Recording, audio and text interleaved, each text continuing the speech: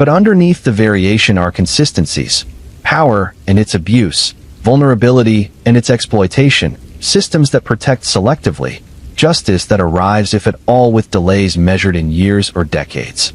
There's one more category of evil we need to examine, perhaps the most disturbing because it operates behind a facade not just of normalcy, but of respectability, trust, authority. These are the professionals who weaponize their positions, who understand that credentials provide cover, that status grants benefits including presumption of innocence even when evidence suggests guilt. Dr. Leonard Hale was beloved in his community, a physician who'd practiced family medicine for 30 years, who knew multiple generations of families, who attended church every Sunday and volunteered at the free clinic on Saturdays. He had a gentle manner, a kind face, and a reputation for going above and beyond for patients who couldn't afford care, treating them anyway, and absorbing the costs himself. What he also had was a God complex that had metastasized over decades into something lethal, a belief that he understood better than his patients what was best for them, including whether they should continue living. Combined with a financial motivation, he was deeply in debt from gambling and poor investments. This created conditions where the doctor who was supposed to heal began to kill. His method was elegant in its simplicity. He worked in hospice care part-time, in addition to his regular practice, providing end-of-life care for terminal patients. This setting gave him access to powerful medications, to patients whose deaths were expected, and to families who trusted that he was easing their loved one's passing rather than accelerating it for purposes that had nothing to do with mercy. He'd identify patients who had life insurance policies, who had estates that would go to heirs upon death, and he'd approach those heirs with suggestions that maybe it was time to increase pain medication, that maybe continued intervention was prolonging suffering rather than preserving life, that maybe the kindest thing was to let nature take its course with a little assistance. Some families accepted his guidance gratefully, believing he was offering compassionate release from suffering. What they didn't know was that he'd also approached these patients directly, offering to expedite their deaths for a percentage of the estate, playing on their pain and fear and desire for it to end. Those who agreed signed documents he'd prepared, transferring portions of their estates to him in exchange for a peaceful death that would come sooner than natural processes would deliver it. This scheme functioned for nearly a decade, generating approximately $2 million in payments from estates of patients who died under his care. It might have continued indefinitely except for the inherent instability of conspiracies involving multiple people and the tendency of greed to escalate beyond prudent limits.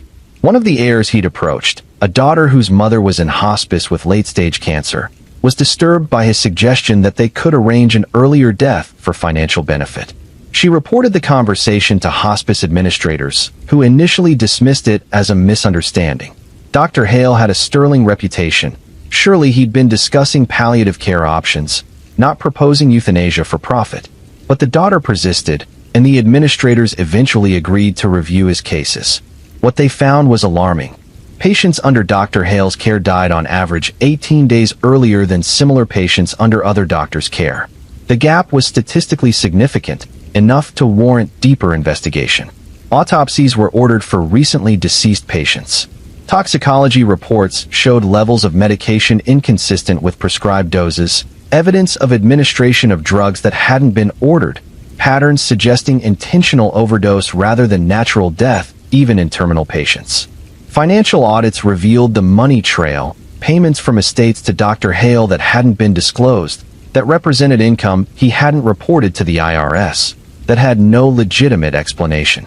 The investigation expanded, eventually encompassing 43 deaths over a 9-year period.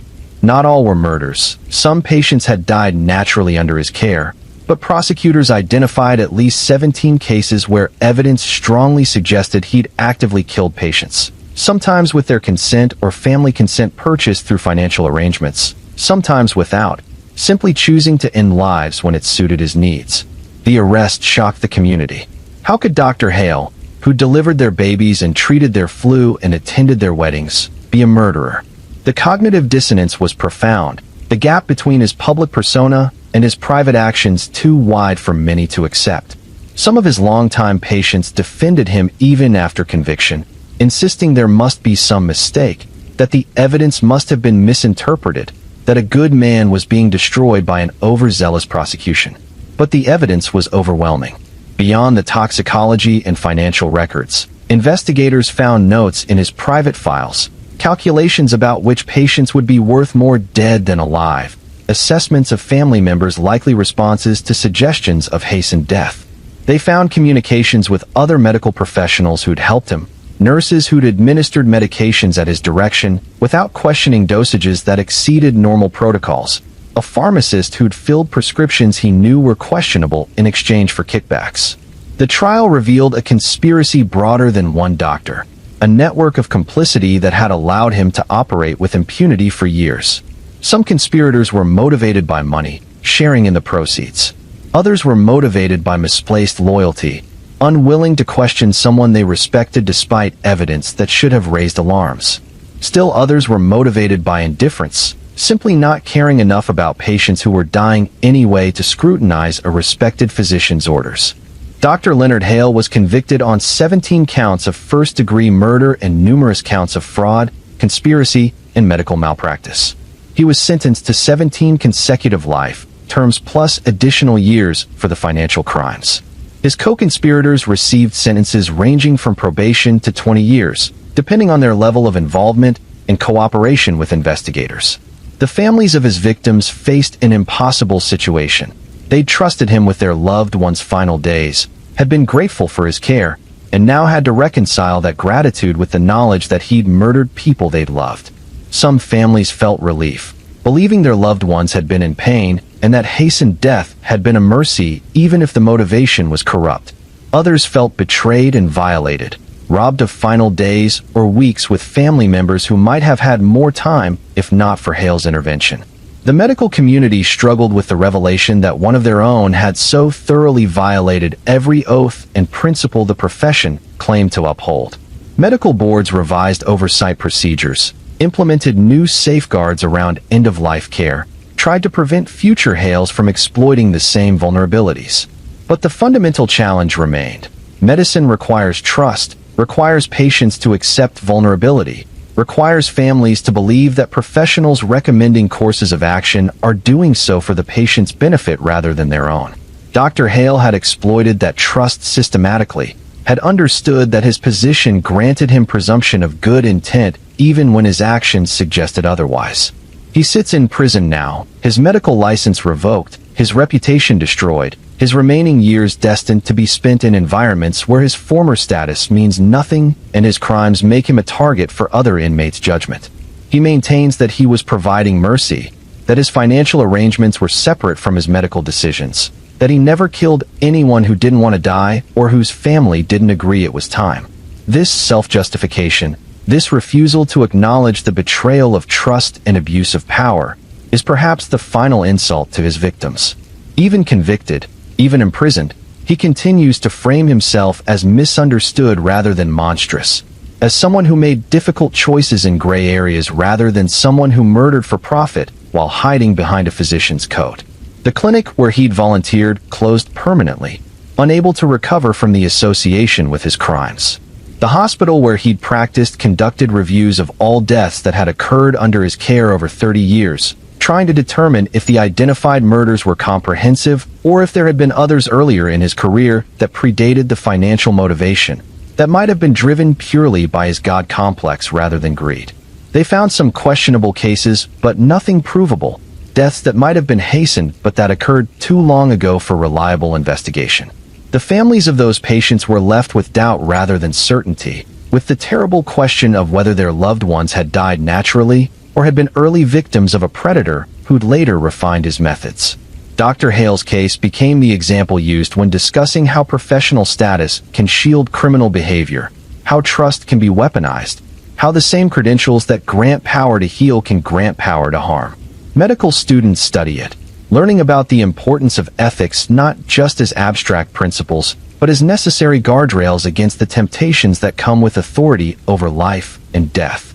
The 17 confirmed victims left behind families, children, grandchildren who trusted a doctor to ease suffering and instead got murder disguised as mercy. Their names are listed on a memorial outside the hospital where Hale had practiced, a reminder of what was lost and what was betrayed, of lives ended not by disease, but by decisions made by someone who'd sworn to do no harm. If you've made it this far, you're carrying weight. That's appropriate. These stories shouldn't feel light. They reveal patterns we need to see, truths we need to acknowledge about power and vulnerability, about justice and its failures, about the distance between what we promise to protect and what we actually protect. Consider sharing this if you think others need to hear it. The algorithms don't favor content this heavy, but truth shouldn't have to compete for attention against entertainment. We're near the end now, approaching the final accounting of what these stories collectively reveal. We've seen intimate violence and random violence, patient evil and explosive evil, justice that arrived too late and justice that almost didn't arrive at all. We've seen how systems fail, how bias shapes whose suffering receives urgent response, how time can be an accomplice or an ally depending on which side of the crime you're on. What remains is to return to where we began, to Maribel Cruz and the others whose stories opened this examination of human darkness. Because these aren't discrete cases, aren't separate tragedies. They're threads in a larger pattern, evidence of structures that allow certain kinds of harm to flourish, that protect some lives urgently, while leaving others vulnerable to violence that operates in plain sight. Maribel Cruz left San Isidro del Valle believing that love and opportunity lived in Puerto Lumbra, that escape from her small town's limitations would lead to something better.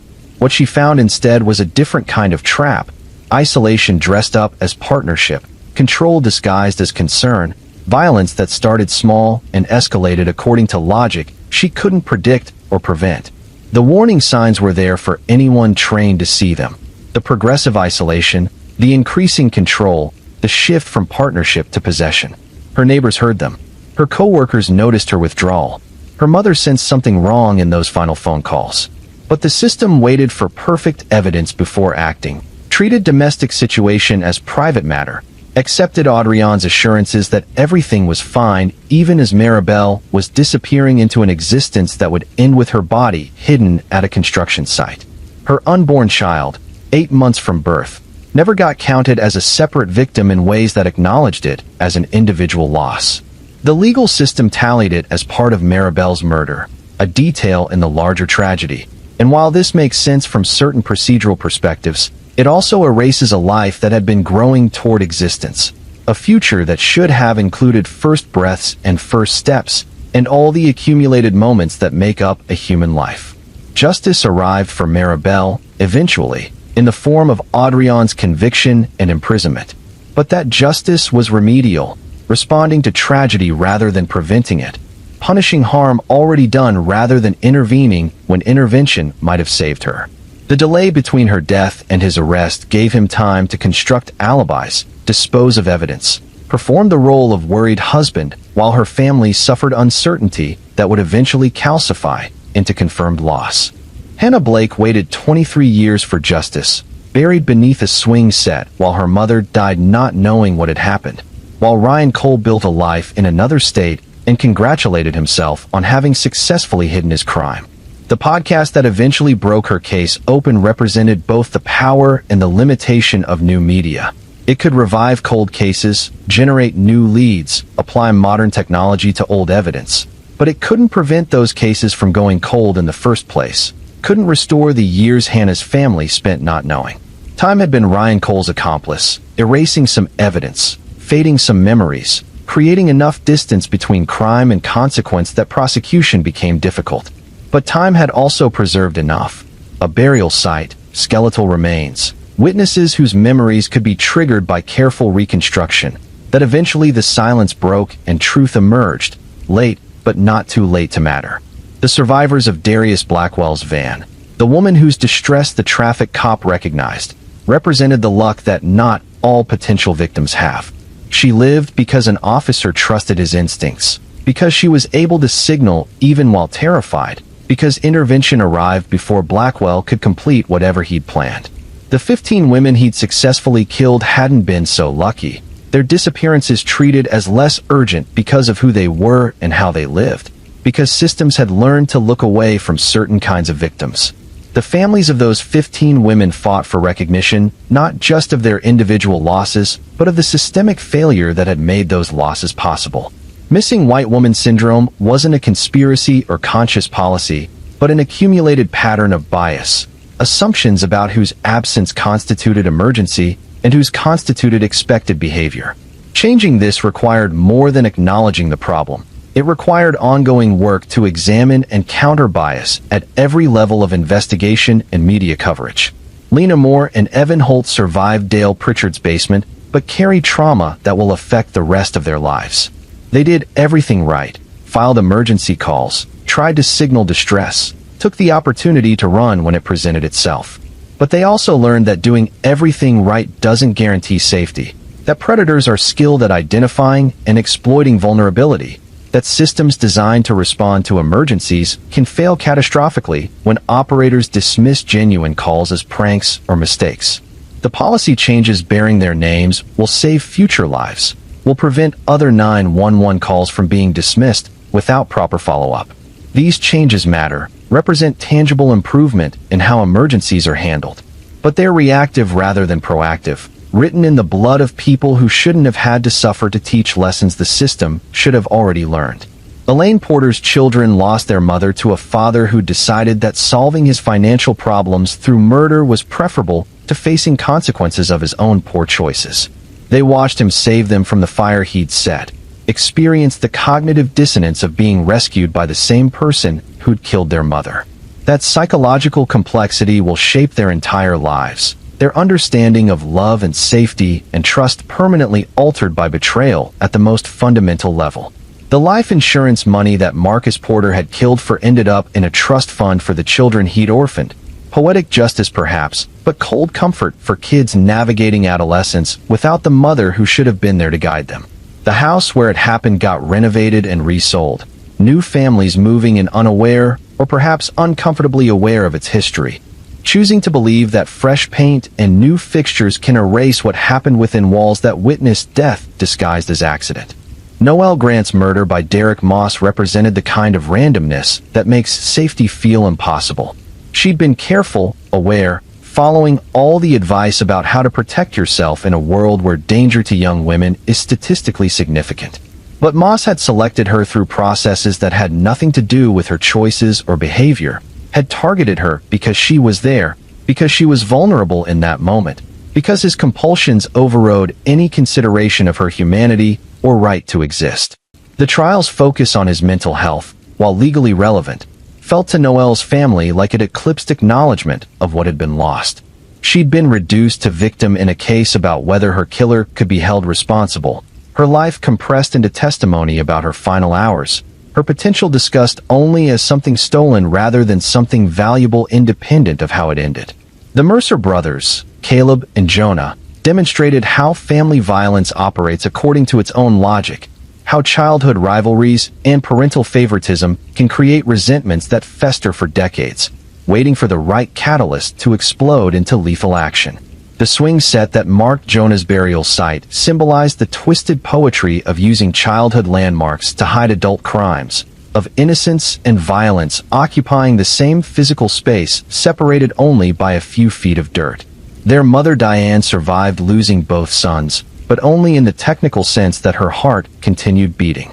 The psychological and emotional toll of learning that one son had killed the other, had buried him and lied about it for years, had let her believe Jonah had chosen to abandon her, destroyed whatever peace she might have found in her remaining years. She'd raised them both, loved them both, and ended up losing them both to a violence that had roots in dynamics she'd been unable or unwilling to address when intervention might have mattered. Iris Vane's calculated cruelty, her patient poisoning of partners and roommates and coworkers, revealed how manipulation of care could become weapon, how vulnerability could be performed in service of violence, how medical systems could miss deliberate harm when it was administered gradually and disguised as natural illness.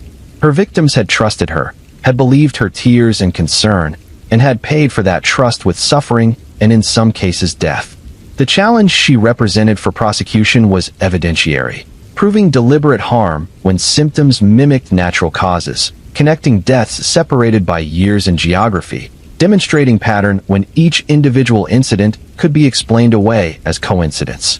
That prosecutors succeeded said something about the weight of accumulated evidence, But it also raised questions about how many other iris veins might be operating undetected, patient and methodical enough to avoid the obvious signatures that draw investigation. Dr. Leonard Hale's case showed how professional status could shield criminal behavior, how trust granted to physicians could be weaponized, how the same access that allowed healing could allow harm. His victims had been vulnerable by definition. Terminal patients in pain, families desperate for relief, and he'd exploited that vulnerability systematically while maintaining a public persona of compassion and service. The conspiracy that enabled him extended beyond his own actions to include nurses and pharmacists and administrators who'd noticed anomalies but hadn't acted, who'd deferred to his authority, who'd convinced themselves that whatever seemed questionable probably had legitimate explanation. This network of passive complicity demonstrated how institutions can fail not through active malice, but through unwillingness to challenge authority, through assumption that credentials equal ethics, through choosing comfort over confrontation. These cases, taken together, reveal systems that are reactive rather than proactive, that wait for tragedy to force change rather than preventing tragedy through anticipation. They reveal bias in whose lives receive urgent protection and whose receive delayed acknowledgement. They reveal how time can be weapon or shield depending on which side of violence you occupy. They reveal distances between what we promise about justice and safety and what we actually deliver. The women who disappeared, who were isolated and controlled and killed, who were targeted because predators calculated correctly that their absences wouldn't generate immediate alarm. They represent failures that are systemic, not individual. Any one case might have been prevented by different choices or better luck, but the pattern across cases points to structures that enable certain kinds of harm while claiming to prevent it. The criminal justice system provides consequences, but struggles with prevention. It can punish after the fact, but has limited tools for intervening before tragedy crystallizes. The mechanisms it has, restraining orders, domestic violence response, missing persons investigations, are only as effective as the people operating them, only as swift as the priorities built into their protocols, only as thorough as the resources allocated to their function. Media coverage shapes which cases receive attention, which generate public pressure for resolution, which become symbols that drive policy change. The disparity in this coverage reflects broader biases about whose suffering matters, whose innocence deserves defending, whose absence constitutes crisis. Missing white woman syndrome isn't just a media phenomenon. It's evidence of how cultural assumptions about value affect every level of response to harm. The podcast boom and true crime obsession create strange dynamics where entertainment and justice intersect. Cases get solved because renewed attention generates new leads, because public pressure forces resource allocation, because amateur investigators notice connections professionals missed. But this same attention can be exploitative, can treat tragedy as content, can re-traumatize families for listener engagement. The balance between helping and harming, between respectful coverage and consumption of suffering, remains difficult to maintain. The families of victims often participate in media coverage hoping it will generate leads, will keep cases visible, will prevent their loved ones from being forgotten. But participation comes at cost, requires reliving trauma publicly, requires watching strangers speculate and debate, and sometimes blame victims for their own victimization. The policy changes that emerge from high-profile cases represent progress, but also highlight how reactive systems are.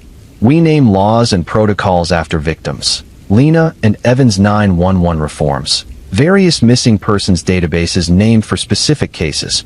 Acknowledging that these changes came too late for the people they're named after, that they're built on foundations of tragedy that might have been prevented if the changes had existed earlier.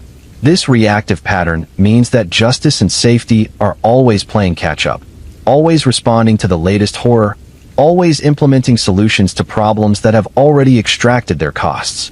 Proactive prevention would require resources and political will that are difficult to sustain, would require treating potential harm as seriously as actual harm, would require believing people when they say they're in danger before tragedy proves them right. The question of what we owe to victims and their families becomes complicated when trials focus extensively on perpetrators' backgrounds and mental states.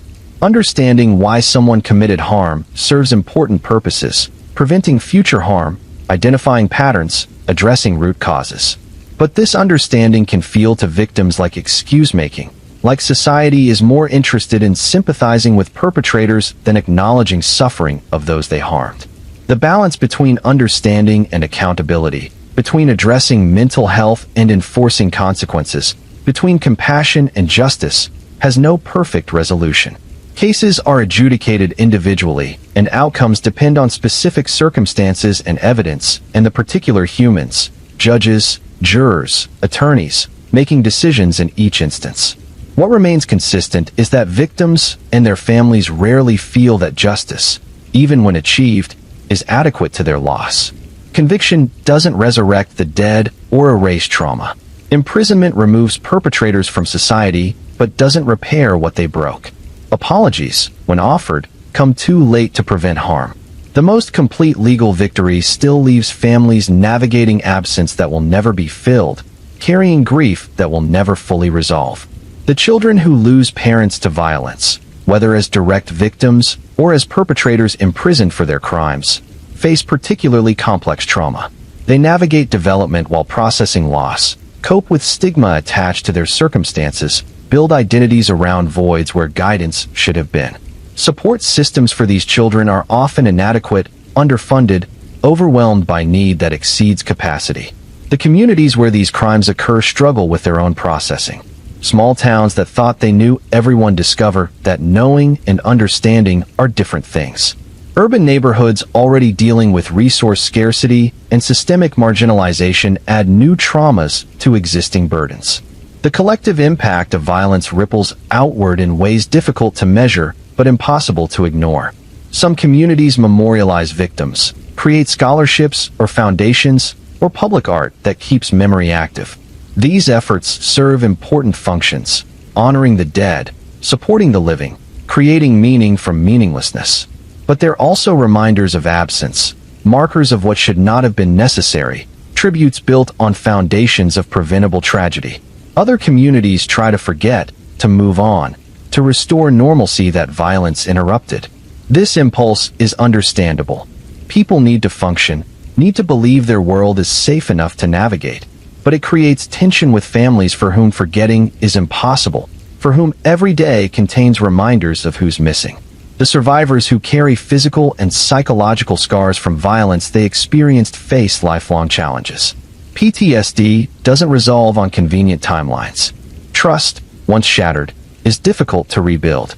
Safety, once revealed as an illusion, feels permanently provisional.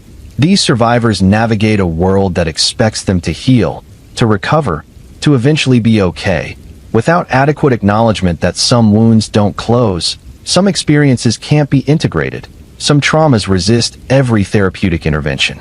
The broader culture's relationship with true crime, with stories of violence and investigation and resolution, reveals something about how we process danger and seek control.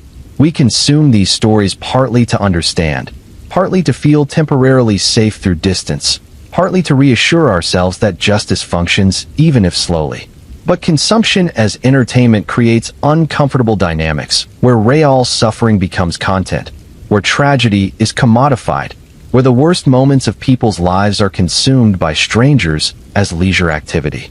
This discomfort doesn't necessarily mean such consumption is wrong, but it does suggest need for awareness of what we're doing when we engage with true crime, whose stories we're consuming, and to what end, whether our engagement contributes anything beyond our own entertainment. The line between respectful education and exploitative consumption is real, even when difficult to define precisely. The investigators and prosecutors and defense attorneys who work these cases carry their own burdens. They see humanity at its worst, accumulate exposure to violence and suffering that takes psychological toll. Some develop coping mechanisms that allow them to function. Others burn out, leave the field, carry trauma that affects their personal lives and relationships. The system depends on these people, but often provides inadequate support for the costs their work extracts. The jurors who serve on trials involving violence witness evidence they can't unsee, hear testimony they can't unhear, make decisions that will haunt some of them for the rest of their lives. Jury duty is treated as civic obligation, and it is, but the trauma of serving on particularly brutal cases is often minimized or ignored. Jurors released back to normal life expected to simply cope with what they've been exposed to.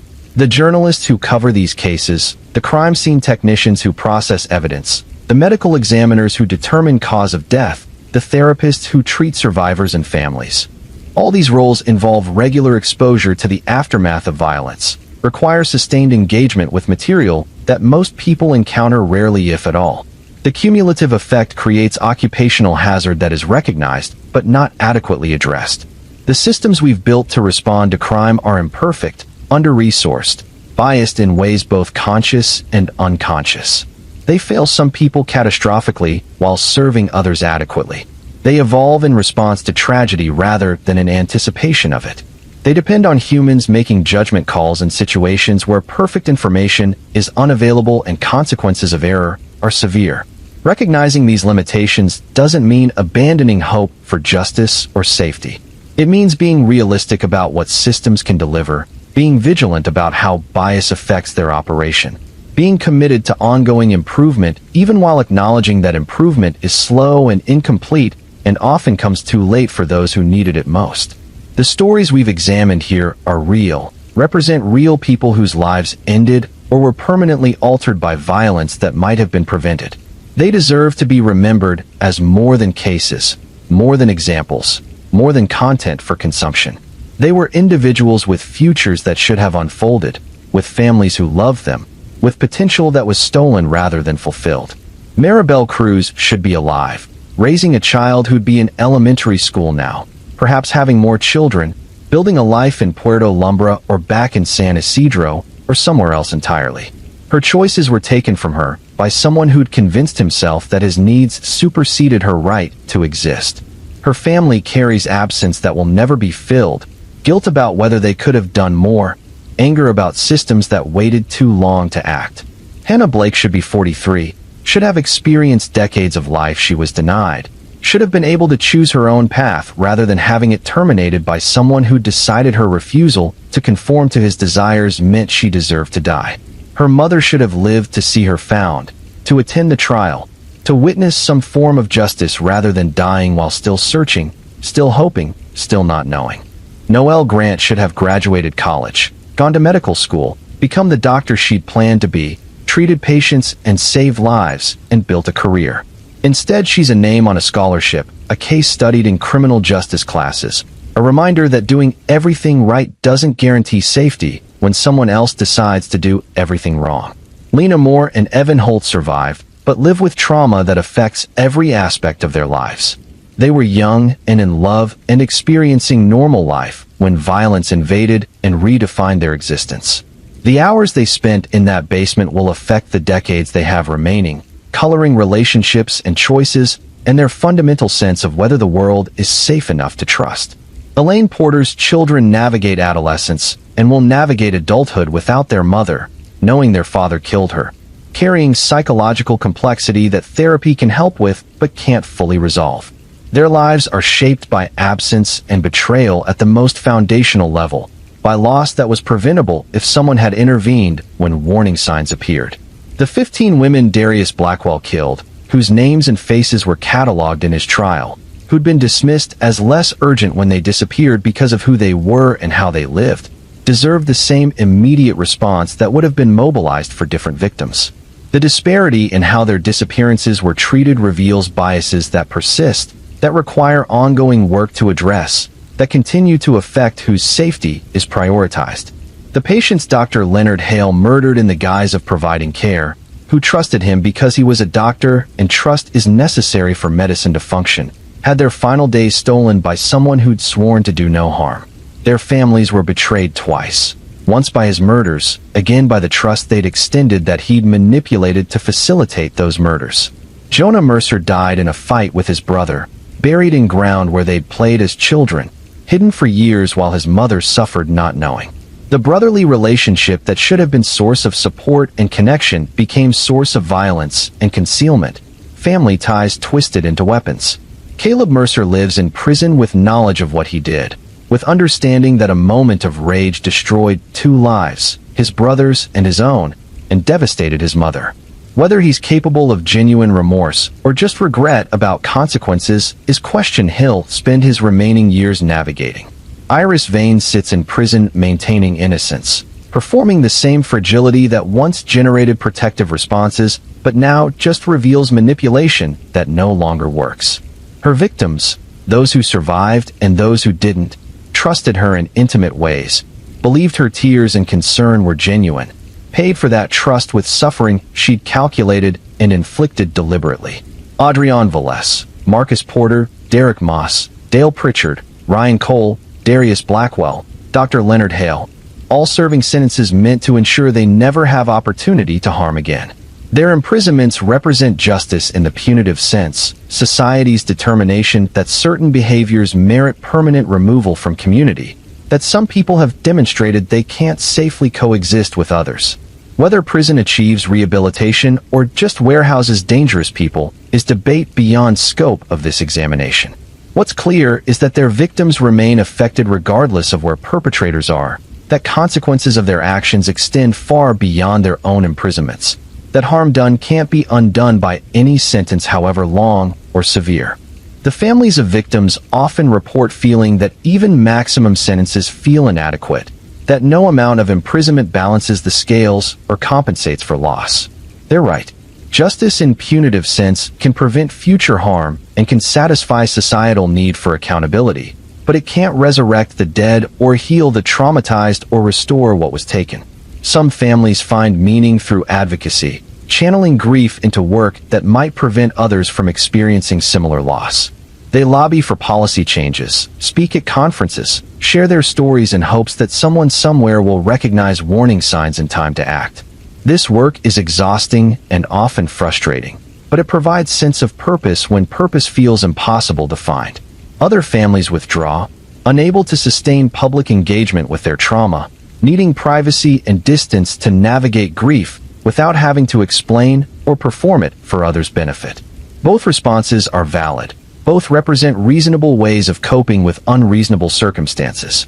The question of forgiveness arises sometimes, usually prompted by others rather than originating from victims' families.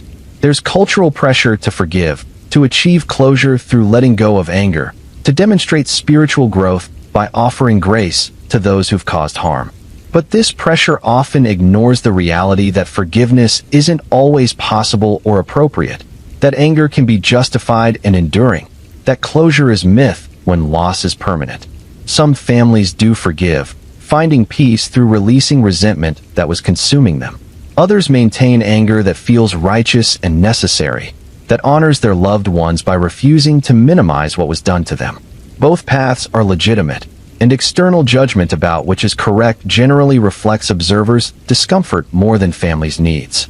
The memorial services, the anniversaries, the holidays without loved ones, the birthdays that pass uncelebrated except in memory, these become rituals that mark time differently for families of victims. They navigate calendar that contains dates significant for painful reasons, that reminds them annually of absence, that makes celebration complicated by who's not there to share it. The broader culture often fails to understand the duration of grief, expects people to move on according to timelines that feel arbitrary to those actually experiencing loss. Condolences and support are offered immediately after tragedy, but tend to fade as time passes, even though grief often intensifies rather than diminishes over time, as the reality of permanent absence settles in more completely. The support groups for families of murder victims, for survivors of violence, for children who've lost parents to crime, provide spaces where people can exist without having to explain or justify their emotions, where others understand viscerally what they're experiencing. These groups serve vital function but are often underfunded, volunteer-run, operating on margins that don't match the need they address. The therapists who specialize in trauma do important work but are insufficient in number and often inaccessible due to cost or location or wait lists that stretch months. The mental health system, like the criminal justice system, is overwhelmed by need that exceeds capacity, leaving people underserved and struggling to access care that should be readily available. The schools that children of victims attend often lack resources to provide adequate support, leaving teachers and counselors trying to help students navigate trauma they're not trained to address. These children fall behind academically, struggle socially, carry grief that affects every aspect of development, and often don't receive intervention sufficient to their needs. The workplaces where survivors return after experiencing violence often expect performance and productivity that trauma makes difficult or impossible. Sick leave and short-term accommodations are provided, but trauma doesn't resolve on schedules that align with HR policies, creating tension between need for income and security and inability to function at pre-trauma levels. The legal system that prosecutes crimes provides some support for victims and families during trial process, but often abandons them once verdict is reached and sentence imposed. Victim advocates help navigate court proceedings, but their roles typically end when the case ends, leaving families to manage appeals and parole hearings and ongoing impacts without continued support. The compensation funds that exist for crime victims provide some financial assistance, but are limited in scope and amount, insufficient to cover costs of therapy, lost wages, funeral expenses, and other impacts that extend far beyond what modest fund allocations can address.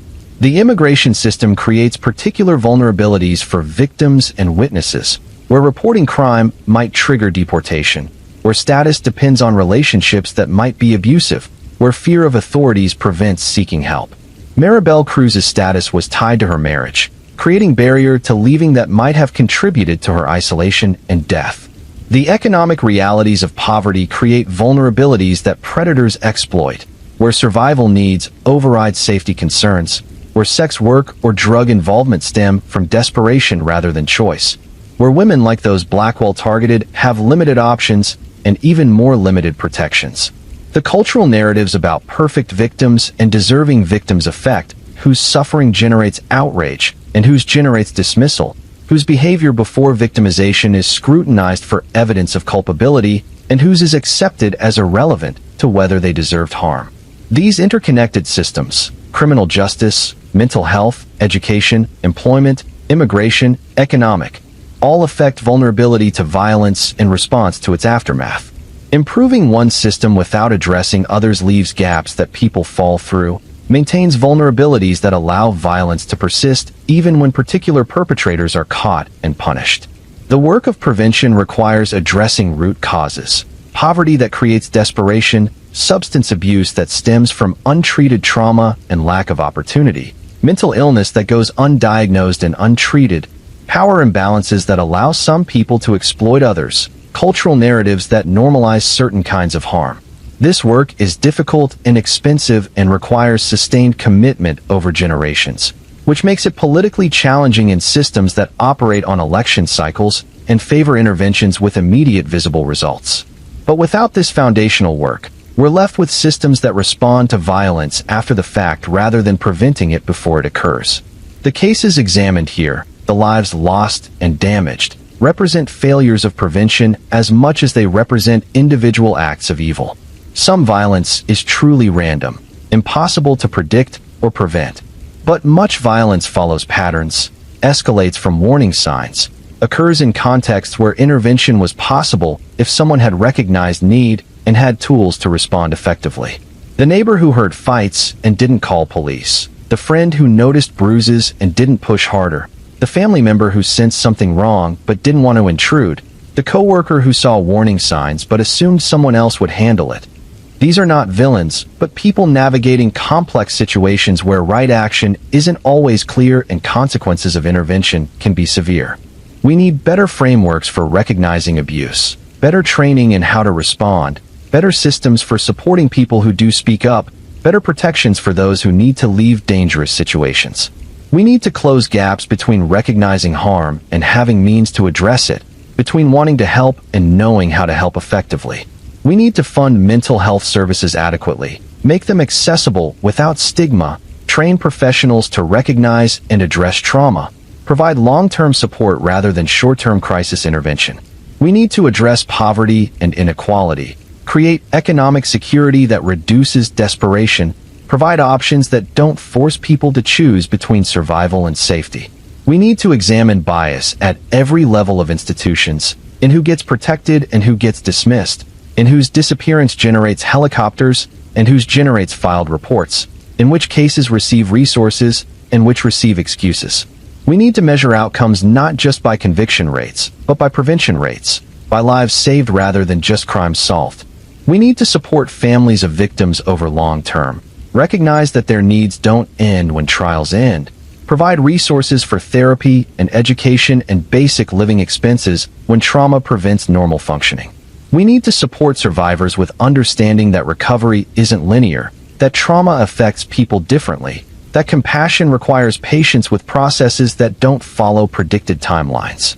We need to re-examine how media covers crime, encourage responsible reporting that doesn't exploit tragedy, address disparities in coverage that reflect and reinforce bias, balance public's right to information with victims' families' need for privacy and dignity. We need to improve training for police and prosecutors and judges and jurors, help them recognize bias, understand trauma, handle evidence appropriately, make decisions that balance multiple competing interests. We need to fund these systems adequately, provide resources sufficient to thorough investigation and prosecution, avoid forcing choices between doing job well and doing job quickly. We need to reform prison systems to focus on rehabilitation where possible, provide education and therapy and skills training, prepare people for successful reentry, reduce recidivism through support rather than just punishment. We need to acknowledge that some people can't safely be released, but recognize that warehousing humans without attempting rehabilitation abandons obligation to treat even those who've done terrible things with basic dignity. We need to support children affected by crime, whether as direct victims, as survivors, or as family members of victims or perpetrators. We need to provide therapy, educational support, economic assistance, stable housing, all the resources that give them chance to build healthy lives despite traumatic beginnings. We need to have honest conversations about violence, about who perpetrates it and why, about what circumstances create vulnerability, about how power operates in relationships and institutions, about what prevention actually requires versus what we'd prefer to believe it requires. These are large systemic challenges without simple solutions. Progress requires sustained effort across multiple domains, coordination between systems that often operate in isolation, political will to fund prevention even when results aren't immediately visible, cultural willingness to examine uncomfortable truths about how we fail to protect vulnerable people.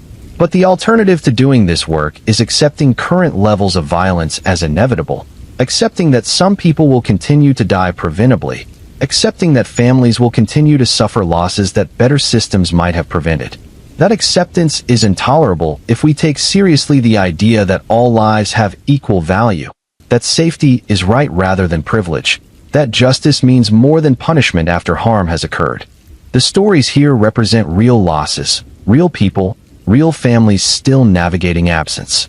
They're not abstract policy discussions or theoretical problems.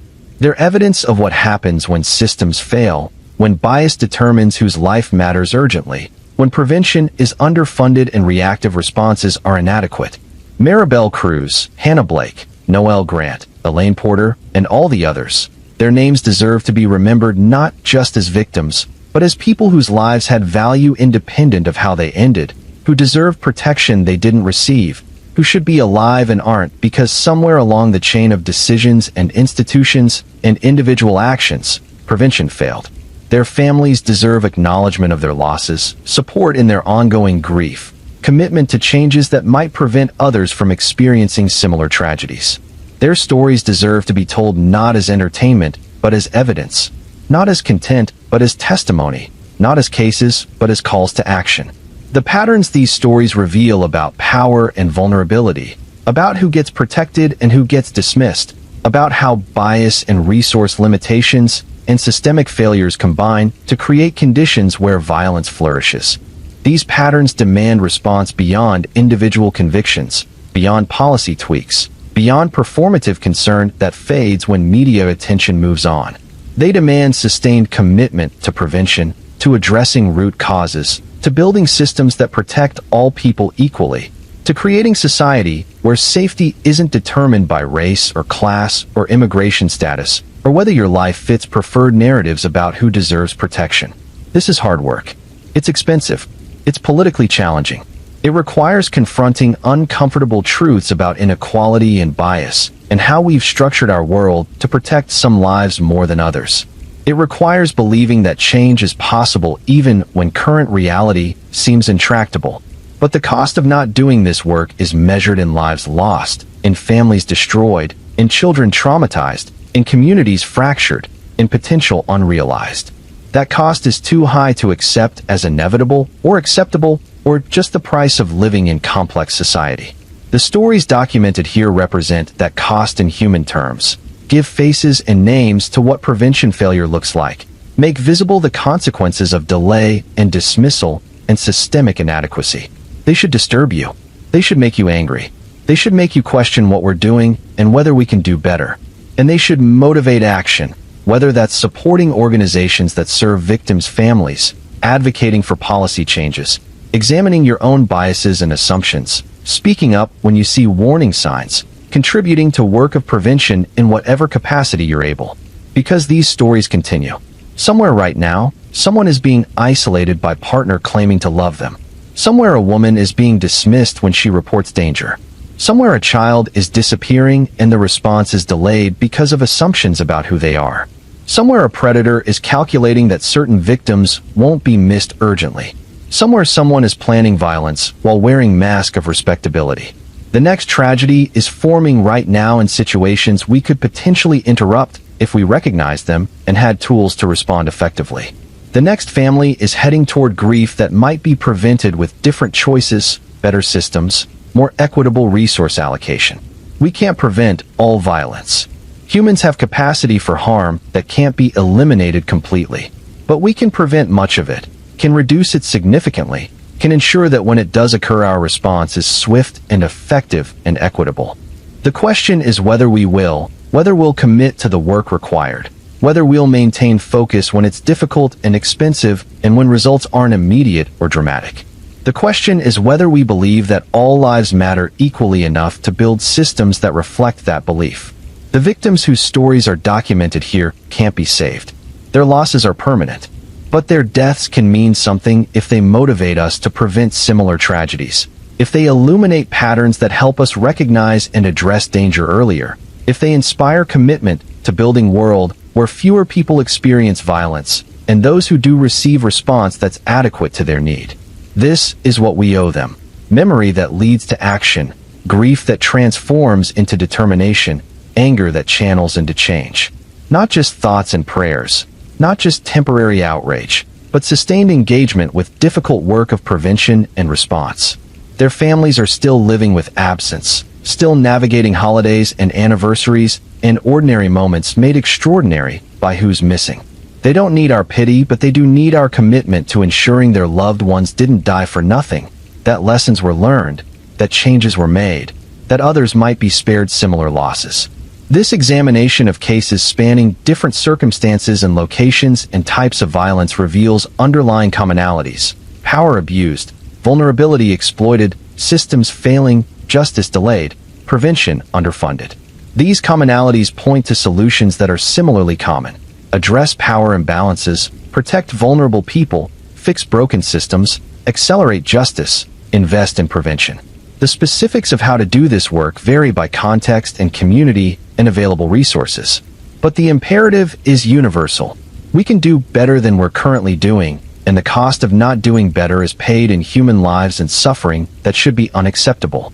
So as we approach the end of this journey through darkness, the question becomes, what will you do with what you now know?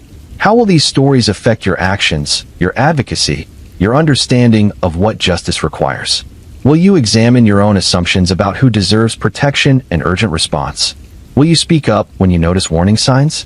Will you support organizations working on prevention and victim services? Will you advocate for policy changes that address systemic failures these cases revealed? Or will you move on, consume next piece of content, file these stories as interesting and disturbing, but ultimately separate from your life and concerns?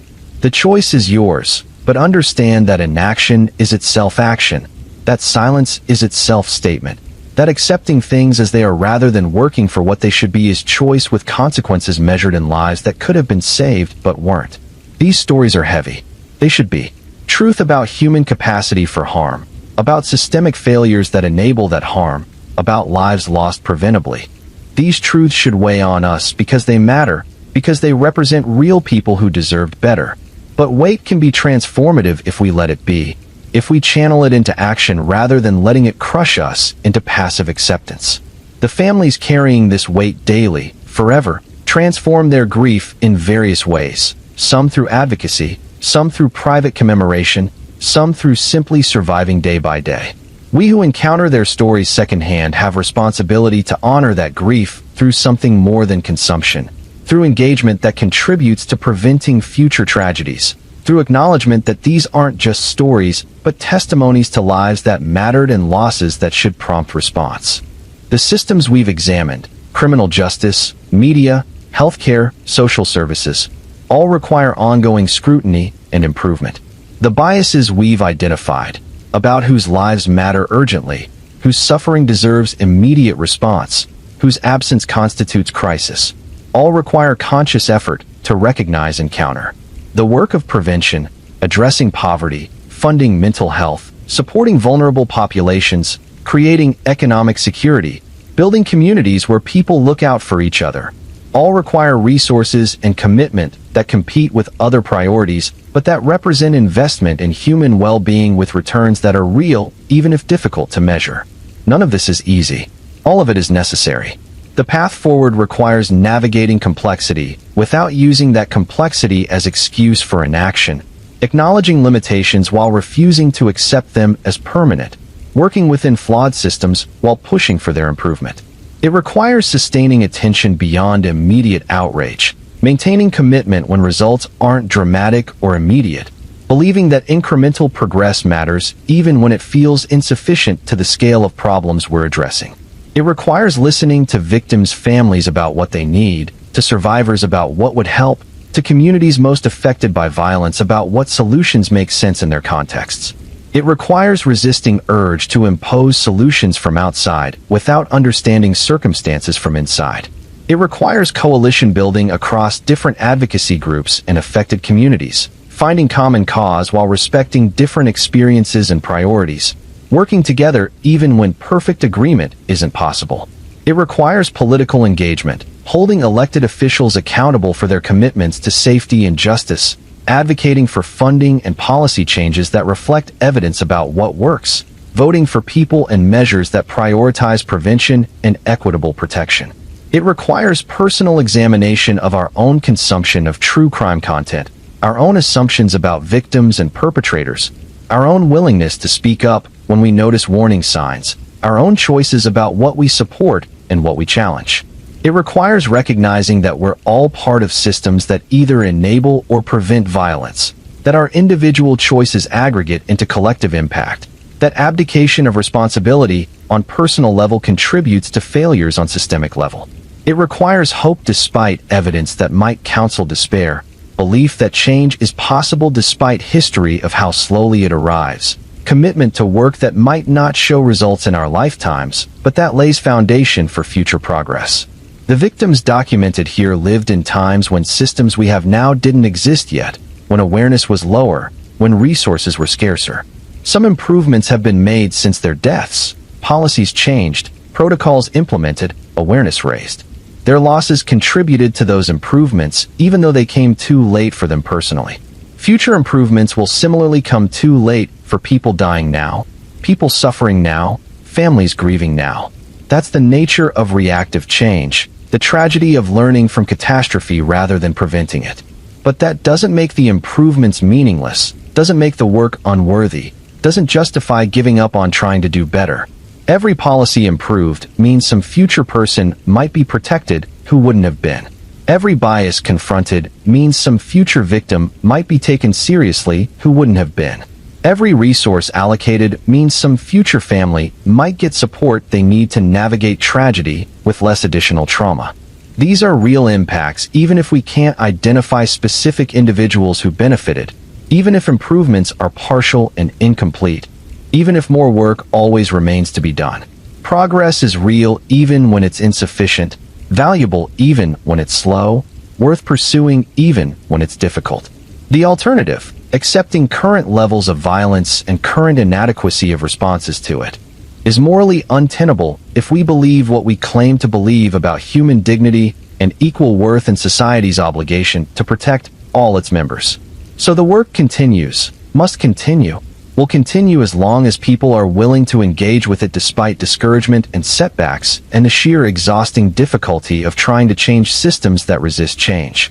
The families of Maribel Cruz and Hannah Blake and Noel Grant and all the others continue their work of memory and advocacy, continue speaking up when they have energy, continue existing even when that existence is painful, continue honoring their loved ones through whatever means feel meaningful to them. The survivors of violence continue navigating their healing journeys, continue managing trauma that doesn't resolve on schedules, continue building lives despite what was done to them, continue serving as evidence that survival is possible even if it's not the same as being unharmed. The professionals working in criminal justice and victim services and prevention continue doing difficult work with inadequate resources, continue seeing humanity at its worst while trying to support humanity at its best, continue balancing compassion with necessary boundaries, continue believing their work matters even when impact is hard to see. The advocates and activists continue pushing for changes that face political and cultural resistance, continue organizing and lobbying and educating, continue maintaining pressure on systems that prefer to maintain status quo, continue believing that sustained effort can move mountains even when movement is measured in inches. And hopefully, some people reading or hearing these stories will join that work in whatever capacity they're able, will transform their consumption of true crime into engagement with true justice, will let the weight of these stories push them toward action rather than just awareness. Because awareness without action is insufficient. Knowledge without response is inadequate. Grief without commitment to prevention honors the dead only incompletely. The full honoring comes through transformation, through letting these stories change how we see and what we do, through building from their losses foundation for future protection, through ensuring that their deaths contribute to life and safety for others even though they couldn't be saved themselves. This is heavy work. It requires carrying weight that isn't comfortable, but it's necessary work, meaningful work, work that matters in ways both immediate and long-term, ways both individual and collective. The stories here are ending, but the work they point toward continues. The cases are resolved in legal sense, but the patterns they reveal persist. The victims are gone, but the need for justice and prevention and equitable protection remains urgent. What you do with that knowledge, how you let it affect your choices and actions and advocacy, determines whether these stories serve purpose beyond satisfying curiosity or providing content. Make them serve that purpose. Let them disturb you enough to prompt response. Let them illuminate for you the work that needs doing. Let them connect you to efforts already underway to address systemic failures and prevent future tragedies. This is what we owe to people whose worst moments we've spent hours examining, whose suffering we've consumed as information or education or entertainment. We owe them more than passive reception. We owe them active engagement with the problems that led to their deaths and the solutions that might prevent similar deaths. We owe them memory that motivates, knowledge that transforms, grief that generates commitment to change. Anything less reduces their stories to consumption without consequence, treats their lives as content without connection to our own obligations and opportunities. So carry this weight forward. Let it shape you. Let it push you toward action that honors what was lost by working to prevent future losses. Let it connect you to communities and organizations doing this work already. And when you encounter next true crime story, next case of violence, next tragedy that could have been prevented, ask yourself, what am I learning from this? How does it connect to patterns I've seen before? What does it reveal about systemic failures? What can I do, even in small ways, to address those failures? These questions don't have easy answers.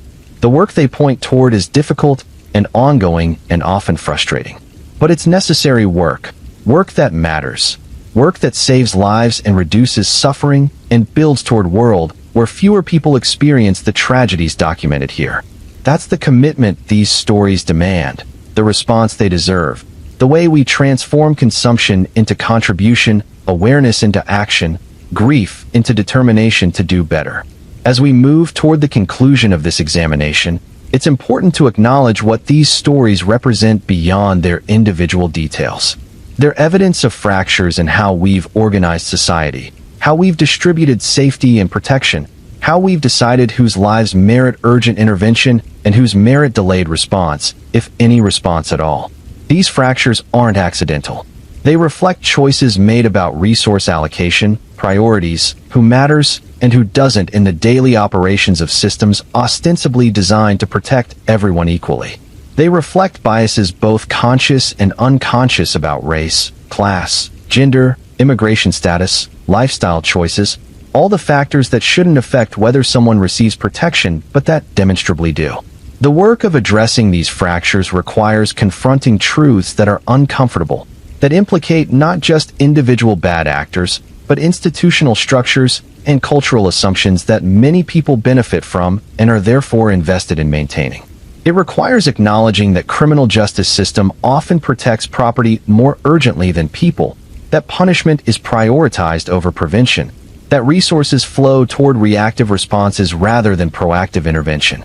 It requires recognizing that this isn't inevitable or natural, but reflects specific choices about priorities that could be made differently.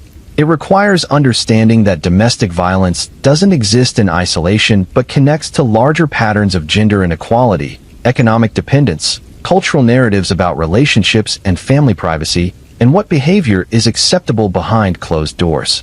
It requires challenging assumptions that make intimate partner violence seem like private matter rather than public concern. It requires seeing how racism shapes every aspect of missing persons cases, from whose disappearance generates immediate alarm to whose gets filed and forgotten, from which cases receive media coverage to which cases receive thorough investigation. It requires acknowledging that this disparity has body counts, that delayed response means more victims, that bias kills. It requires recognizing how economic inequality creates vulnerabilities that predators exploit, how lack of options forces people into situations where safety has to be sacrificed for survival, how poverty intersects with violence in ways that are predictable and preventable if we chose to prevent them. It requires understanding how mental health stigma prevents people from seeking help, how inadequate funding means services are unavailable or accessible only to those who can afford them, how untreated mental illness contributes to violence both as cause and as vulnerability. It requires seeing how immigration system creates shadows where people afraid of deportation can't report abuse or seek protection, where status tied to relationships traps people in dangerous situations, where fear of authorities becomes weapon that abusers wield. These connections between individual cases and systemic failures might seem overwhelming, might make problems appear so large and interwoven that solutions feel impossible. But understanding the interconnection is necessary for developing responses that address root causes rather than just symptoms. Band-aids don't fix broken bones, and individual prosecutions don't fix broken systems. Both are necessary, prosecute perpetrators and reform systems, but neither is sufficient alone. Comprehensive response requires working at multiple levels simultaneously, accepting that progress will be uneven and incomplete, but refusing to let that incompleteness justify inaction. So what does this look like in practice? What are the concrete steps that move from analysis of problems to implementation of solutions?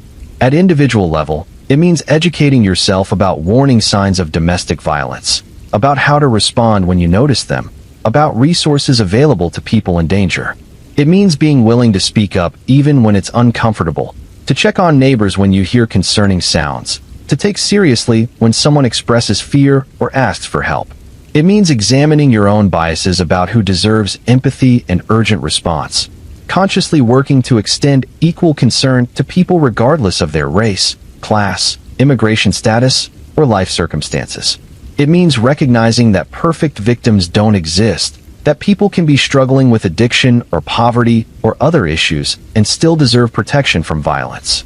It means being thoughtful consumer of true crime content, distinguishing between coverage that educates and advocates from coverage that exploits and sensationalizes, supporting creators and media that prioritize victims' dignity and families' needs over entertainment value. It means voting for candidates and policies that prioritize prevention and equitable protection, that fund mental health and social services adequately, that address economic inequality and its connection to vulnerability. It means holding elected officials accountable for their commitments to justice and safety.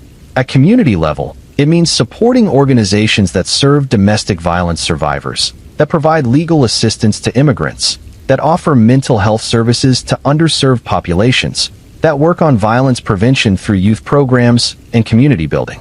It means advocating for schools to implement comprehensive education about healthy relationships, consent, recognizing abuse, resources available to those experiencing or witnessing violence.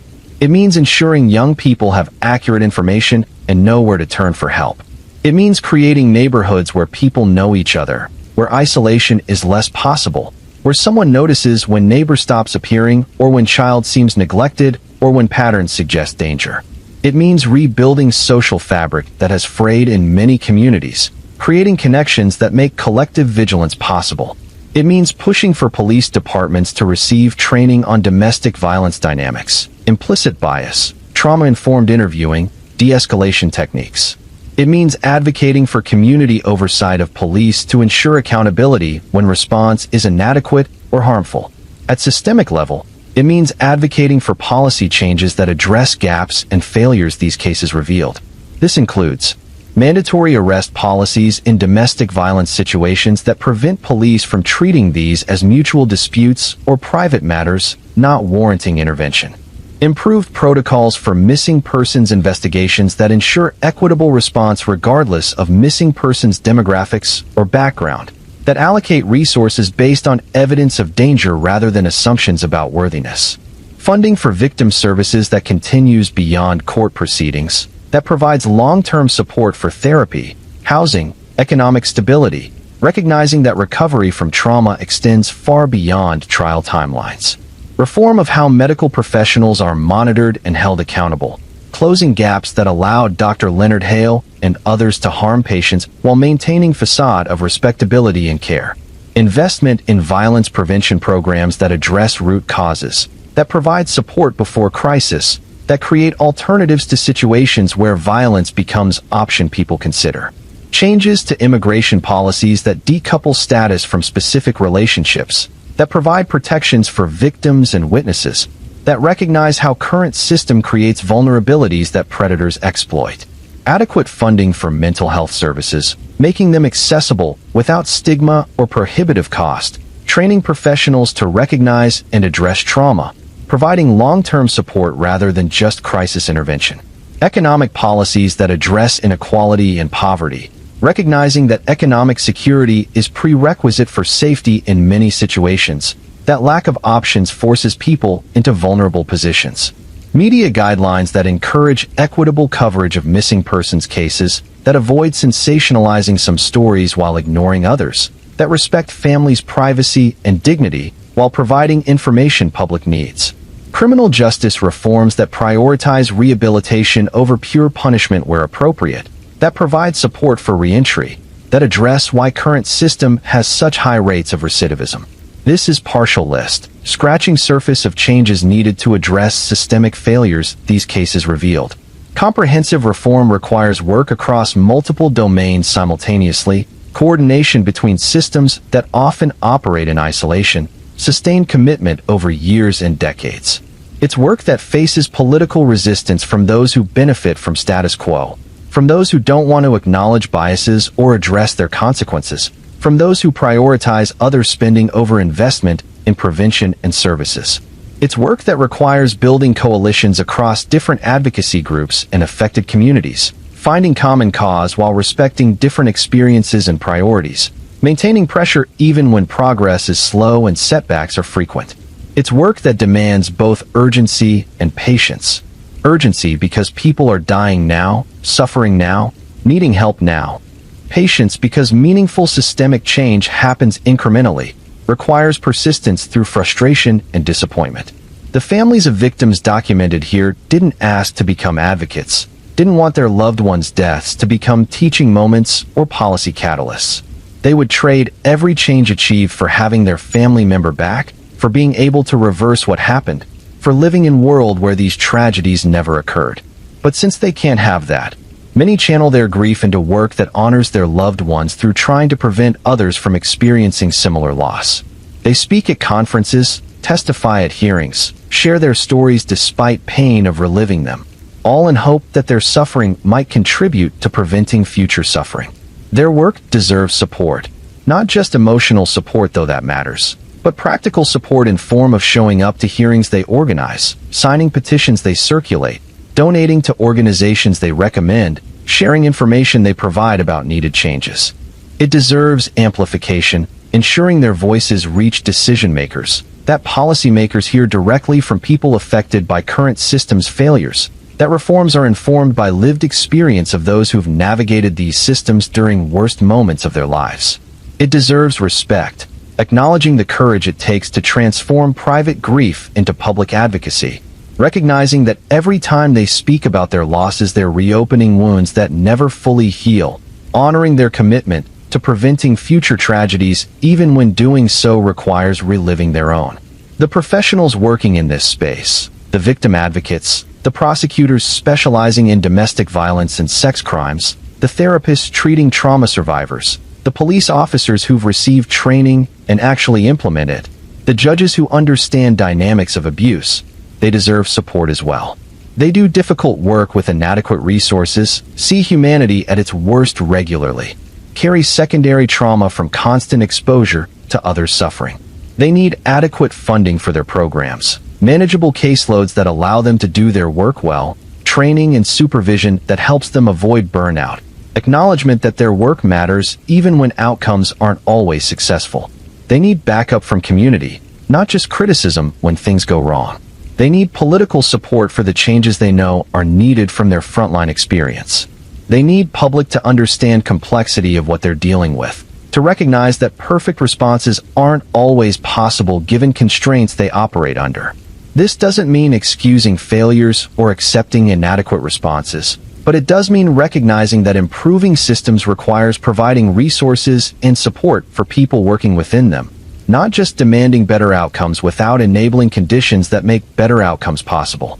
The survivors of violence whose stories are documented here, those who lived through experiences that killed or permanently damaged others, they deserve recognition of their strength, support for their ongoing healing, acknowledgement that survival doesn't mean being okay, that managing trauma is daily work that doesn't end just because immediate danger has passed. They deserve access to quality therapy without having to fight insurance companies or navigate bureaucracies designed to deny claims. They deserve economic support when trauma prevents working, when functioning at pre-trauma levels isn't possible, when recovery requires stepping back from normal obligations. They deserve relationships and communities that understand trauma's effects, that can accommodate their needs without making them feel broken or difficult, that recognize healing isn't linear and setbacks aren't failures. They deserve to be seen as whole people, not just as victims or survivors, but as individuals with lives that include, but aren't defined by what was done to them, with interests and goals and identities that exist independent of their trauma. Most importantly, they deserve futures where they can build lives they want to live, where trauma is part of their history but doesn't determine every aspect of their present and future, where they have genuine choices and opportunities to thrive rather than just survive. As we reach the actual end of this examination, we return full circle to where we began. Maribel Cruz leaving San Isidro del Valle with hopes for better life, stepping on a bus carrying everything she owned and dreams of what might be possible in Puerto Lumbra. She didn't know that her hope would lead to tragedy, that the better life she sought would end with her body hidden at construction site, that her unborn child would never take first breath. She made reasonable choices based on information available to her, trusted in love that seemed genuine, believed that she could build safe, stable future. She was failed by systems that should have protected her, the immigration system that tied her status to her marriage, the police who accepted Adrian's explanations instead of investigating deeper, the neighbors who heard but didn't act, the broader culture that treats domestic violence as private matter rather than public crisis. Her story, and all the stories examined here, demand that we do better. They demand that we examine how we've structured our world, acknowledge where it fails vulnerable people, commit to changes that might prevent future tragedies. They demand that we recognize our own positions within systems that either enable or prevent violence, that we take responsibility for the parts we can control, that we work collectively to address the parts that require coordinated effort. They demand that we honor the dead not just through memory, but through action, not just through grief, but through commitment to preventing others from experiencing similar losses. This is heavy work, ongoing work, work without clear endpoint because there will always be more to do, always be people slipping through gaps we haven't closed yet, always be new challenges emerging as old ones are addressed. But it's necessary work, meaningful work, work that saves lives and reduces suffering even when impact is hard to measure precisely, even when progress is slower than we'd like, even when setbacks make us question whether improvement is possible. The victims documented here can't be saved. Their losses are permanent. Their families will carry absence forever. Their potential will never be realized. These are facts that can't be changed no matter how much work we do or how many systems we reform.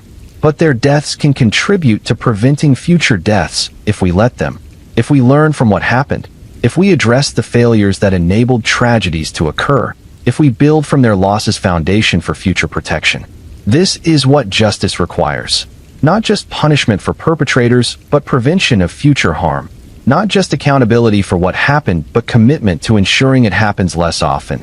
Not just remembering victims, but working to reduce the number of future victims who need to be remembered. If you've listened to these stories all the way through, you've chosen to bear witness to difficult truths about violence and systemic failure and human capacity for harm. That witnessing matters, but only if it leads somewhere. Only if it affects how you see and what you do. Only if it connects you to larger work of creating safer, more just world. So take what you've learned here and let it inform your choices. Speak up when you see warning signs. Support organizations doing this work. Advocate for policy changes. Examine your own biases. Vote for justice and prevention. Build community connections. Offer help to those who need it. Refuse to accept violence as inevitable. Do this work knowing it won't always feel impactful, knowing progress will be slow and incomplete, knowing you'll face frustration and discouragement.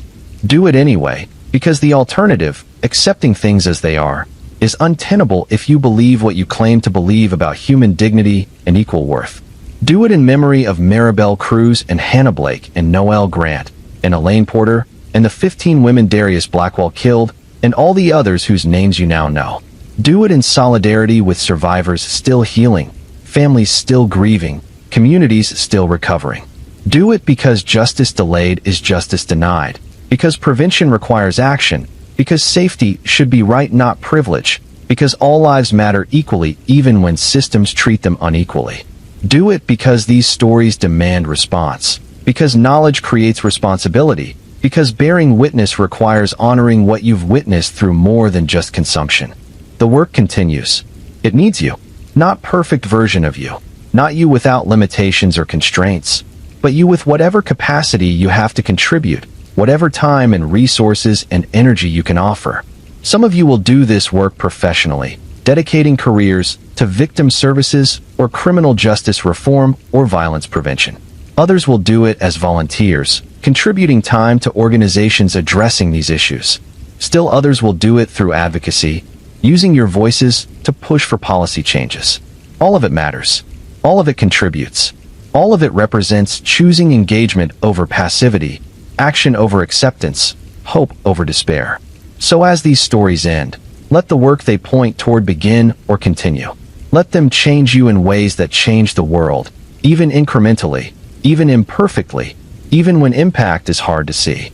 Let them remind you that violence isn't inevitable, that systems can be reformed, that justice can be expanded, that prevention is possible when we commit to it.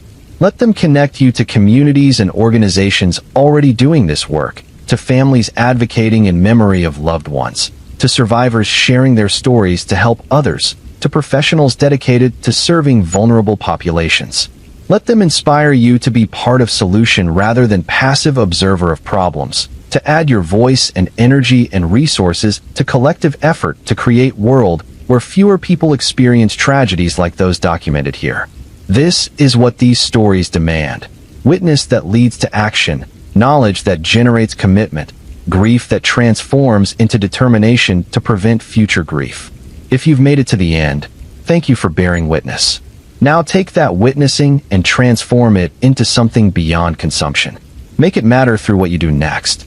Consider subscribing to this channel if you haven't already. Not because I need the numbers, but because staying engaged with these stories and issues matters. Because ongoing awareness is prerequisite for ongoing action. Consider commenting with organizations you know doing this work, resources you've found helpful, ways you've engaged with these issues. Share knowledge, build community, create connections between people who care about justice and prevention. Consider sharing this video with others who might benefit from hearing these stories, who might be moved to join this work, who might transform their own awareness into action. But most importantly, consider what you personally will do differently based on what you've learned here. What will change in how you see, how you respond, how you engage with these issues? That's where impact lies, not in passive consumption, but in active response. Not in momentary outrage, but in sustained commitment. Not in knowing about problems, but in working toward solutions. The victims whose stories are documented here deserve that from us. Their families deserve it. Future potential victims who might be saved through better systems deserve it. Survivors struggling to heal deserve it. We all deserve a world where violence is less common, where justice is more swift and equitable, where prevention is prioritized, where all lives receive equal protection. That world won't create itself. It requires work, your work, our collective work, sustained over time despite difficulty and frustration. So let these stories end by beginning something. Your engagement, your advocacy, your commitment to being part of change these tragedies demand. Let silence learn to breathe by breaking it, by speaking truth about what happens when we fail to protect vulnerable people, by refusing to let these deaths be meaningless or forgotten or reduced to content consumed without consequence. Let justice mean more than punishment. Let it include prevention and equitable protection and acknowledgement of systemic failures that enable individual evils. Let memory serve purpose beyond nostalgia or grief. Let it motivate action that honors the dead through protecting the living. This is what we owe to Maribel Cruz and all the others whose stories we've examined. Not just remembering that they died, but working to ensure fewer people die similarly. Not just mourning what was lost, but building from those losses foundation for future safety. Their silence has taught us to breathe, to speak, to act. Now we must honor that teaching through response worthy of the weight they've carried, the lessons they've taught, the changes their losses demand. The stories end here. The work they point toward continues. Make sure you're part of that continuation, that these hours you've spent bearing witness lead to something beyond the moment, beyond yourself, beyond consumption. Make them matter. Make them count. Make them save someone, somewhere, sometime, through the changes you help create and the work you choose to do. That's how silence learns to breathe. Through voices raised in its place. Through action taken in memory of those who were silenced. Through refusal to let their deaths be final word on what's possible or acceptable or inevitable. Breathe for them. Speak for them. Act for them. Build world they deserve to live in. World where their tragedies would have been prevented. World where justice and safety and protection aren't distributed according to bias, but extended equally to all. This is the commitment these stories demand. This is the response they deserve. This is the work that honors them beyond mere remembrance. Do it. Start now. Continue tomorrow. Sustain it for as long as necessary. Their silence is waiting to learn to breathe. Give it voice through your actions. Give it meaning through your commitment. Give it future through the world you help build. That's where these stories lead. That's what they require. That's how we transform tragedy into change, grief into action, loss into lessons that save lives. Go do that work. Make these stories matter beyond the telling. Honor the dead through protecting the living.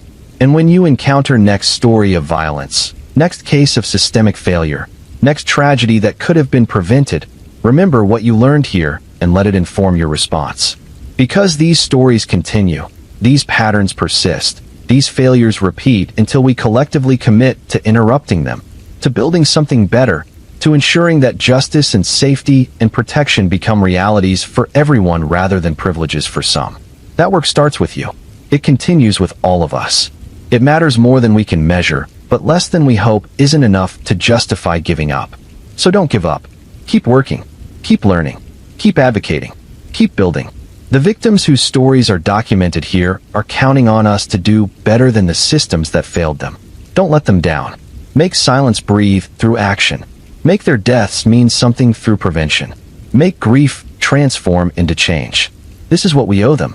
This is what they deserve. This is what justice requires. Now go do it.